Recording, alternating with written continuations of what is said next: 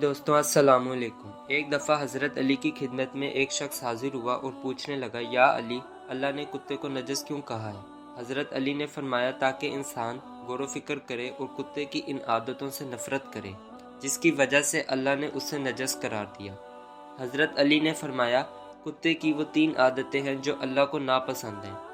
पहली आदत, जब अल्लाह रहमतों का नज़ूल करता है तो वो उस वक्त सो जाता है, यानी पूरी रात जागता है, और जब सुबह का वक्त करीब आता है तो सोने लगता है। और कुत्ते की दूसरी आदत, वो अपने हम जिन्स को देख के भौंकता है, उससे लड़ना चाहता है। और तीसरी फितरत, वो अपनी ग़िज़ाई ज़रूरत पूरी करने के बाद बचा हुआ खाना ज़मीन में खड्डा खोद के दफन कर देता है ताकि कोई दूसरा ना खा सके। हज़रत अली ने फरमाया, याद रखना कि अल्लाह इंसान के नज़दीक ये वाज़िया करना चाहता है कि इन तीनों आदतें मखलूक को नजस बना देती हैं। हुज़ूर सल्लल्लाहु अलैहि वसल्लम ने फरमाया, जिस घर में कुत्ता होगा उस घर में फरिश्ते दाखिल नहीं होंगे।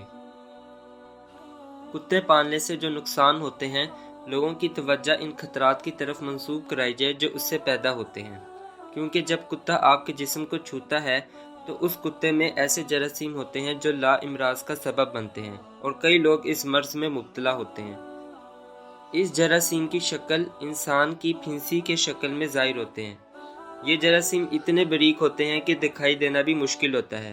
ये जरासीम इंसान के जिस्म में दाखिल होते हैं और वहाँ मुख्तलिफ शक्लों में ज़ाहिर होते हैं। ये अक्सर फेफड़े, गुर्दे और सर के अंदरूनी हिस्से में दाखिल होते हैं, और इन जरासीम की शक्ल बहुत कुछ बदल जाती है, यहाँ तक कि खसूसी माहिरीन की भी शनाख्त मुश्किल हो जाती है। इससे जो ज़ख्म पैदा होता है, चाहे जिस्म के किसी हिस्से में भी हो, सेहत के लिए सख्त मुज़र है। लेकिन जरासीम का इलाज अब तक दरियाफ्त नहीं किया जा सका। इस मर्ज का मुकाबला करने की बेहतरीन सूरत यही है कि जरासीमों को कुत्ते तक ही रहने दिया जाए और उन्हें फैलने से रोका जाए। इसलिए ज़रूरी है कि इंसान इस जानवर को अपनी सिर्फ हिफाजत के लिए रखे, वरना इस नजस जानवर से दूर रहे। आज तक वीडियो में बस इतना ही। अल्लाह हाफिज़।